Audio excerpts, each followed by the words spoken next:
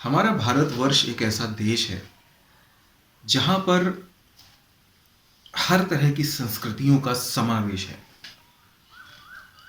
हर संस्कृतियों से जुड़ी एक एक कहानियाँ हैं और कुछ कहानियाँ तो ऐसी हैं जिन्हें शायद हम नहीं जानते। और उन कहानियों में कुछ कहानियाँ ऐसी हैं जो प्रेम कहानियाँ कहलाती हैं। हमारे देश में कई प्रेम कहानियाँ ऐसी हैं जो लोगों को मुंह ज़बानी याद हैं, जैसे कि मुमताज़ और शाहजहाँ की प्रेम कहानी, पृथ्वीराज संयोगिता की प्रेम कहानी, हीर रांझा, लैला मजनू, रोमियो जूलियट, इन सभी की प्रेम कहानियाँ अपने अपने में मशहूर हैं। पर आज भी ऐसी कहानियाँ हमारे हिंदुस्तान में हैं जो प्रेम की एक अलग मिसाल देती हैं। उन प्रेम कहानियों से संबंधित ऐसी निशानियाँ भी हैं, जैसे कि निशानियों में आपने नाम सुना होगा ताजमहल का। ताजमहल को कौन नहीं जानता। ताजमहल को प्रेम की निशानी कहा जाता है। शाहजहाँ मुमताज़ के प्रेम की निशानी ताजमहल।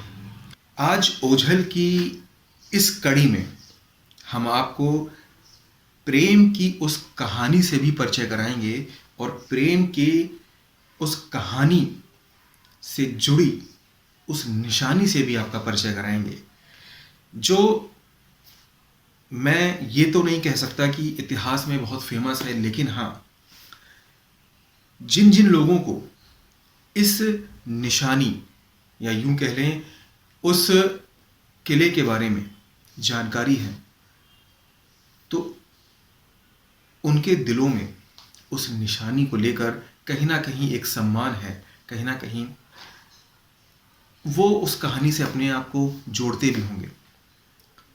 तो नमस्कार, मैं अभिषेक चौहान ओझल की इस कड़ी में आपको लेकर चलता हूँ ग्वालियर के गुजरी महल की तरफ।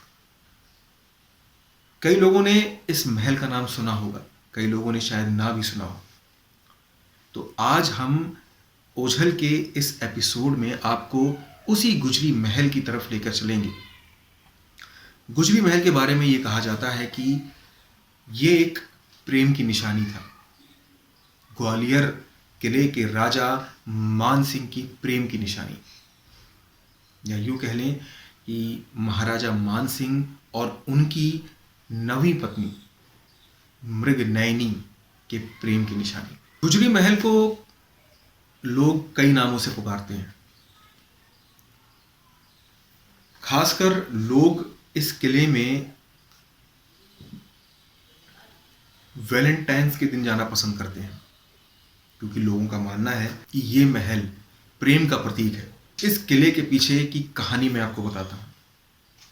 ग्वालियर फोर्ट के महाराजा थे राजा मान सिंह।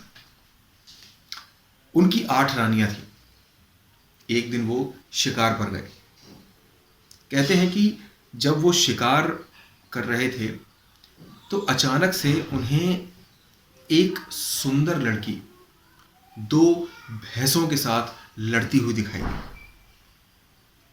और वो अकेली लड़की इस तरह उनसे लड़ रही थी जैसे कोई पारंगत योद्धा हो, और वो लड़की देखने में बेहद सुंदर थी। बस क्या था, राजा मान सिंह उस लड़की की तरफ आकर्षित हो गए और उसके सामने जाकर अपने प्रेम का प्रस्ताव रख दिया। लेकिन उस लड़की ने राजा के प्रेम को ठुकराया नहीं, लेकिन राजा मान सिंह के सामने उसने कुछ शर्तें रखी। वो शर्तें थीं कि पहले तो वो आपकी 8 रानियों के साथ नहीं रहेंगी, उनके लिए एक अलग महल बनवाया जाए। दूसरी शर्त थी कि रानी उसी पानी से नहाएंगी जो उनके गांव से लाया हुआ हो। राजा जिस भी युद्ध में जाएंगे वो उन्हीं के साथ चलेंगी और युद्ध में भाग लेंगी। और चौथी आखिरी शर्त थी कि वो कभी पर्दा नहीं करेंगे। तो बस फिर क्या था, राजा मान सिंह ने अपनी प्रेम को पाने के लिए ये चारों शर्तें सहर्ष स्वीकार कर ली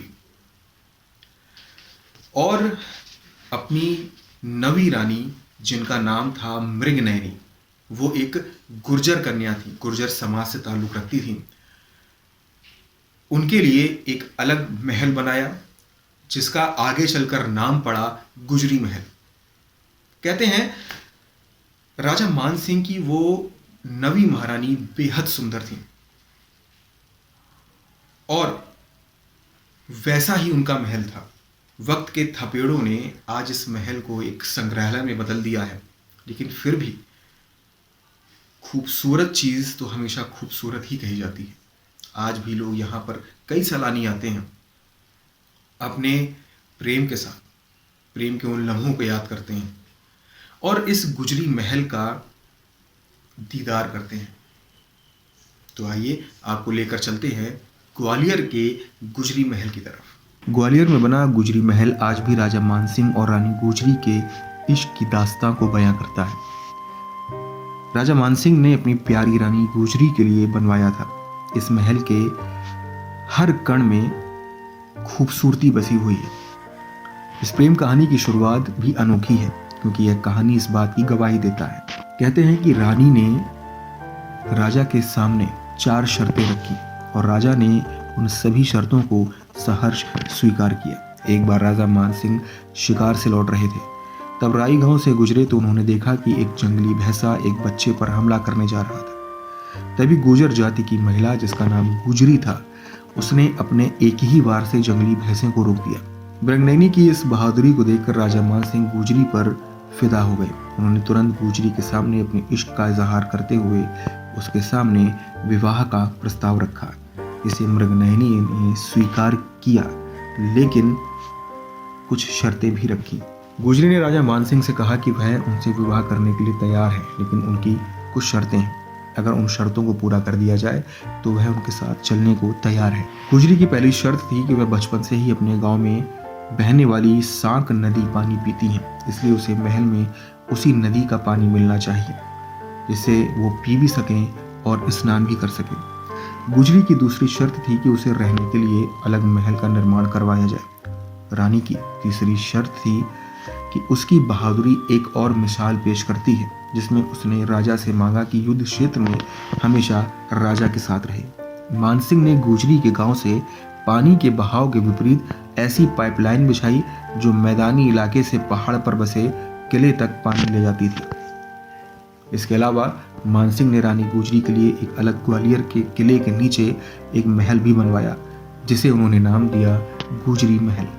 खास बात यह है कि मानसिंह ने ग्वालियर के मुख्य किले से गुजरी महल तक एक सुरंग बनाई थी, क्योंकि मानसिंह किले से बाहर निकलते और प्रवेश करते वक्त गुजरी से जरूर मिलते थे। उसके गुजर होने की वजह से महल में उनके प्यार का विरोध भी हुआ, क्योंकि जाति प्रथा से जकड़े समाज में राज दरबार के लोग इसके लिए राजी नहीं थे कि एक गुजर महिला उनकी रानी बने। लेकिन राजा मानसिंह ने इन सारे विरोधों को दरकिनार कर गुजरी से विवाह किया। विवाह के बाद गुजरी को जब अपनी रानी बनाया तो उन्होंने उसे एक नया नाम दिया, मृगनयनी। लेकिन उन्होंने उसके महल का नाम गुजरी महल ही रहने दिया, ताकि दोनों नाम से उनकी पहचान होती रहे। राजा मानसिंह और रानी मृगनयनी ने मिलकर प्रेम के इतिहास में प्यार की वो सुनहरी दास्तां लिखी, जिसकी मिसाल आज भी लोग देते हैं। क्योंकि हर एकांत हमसे और आपसे कहता है अपने होने का वजूद और कहानी ओझल की।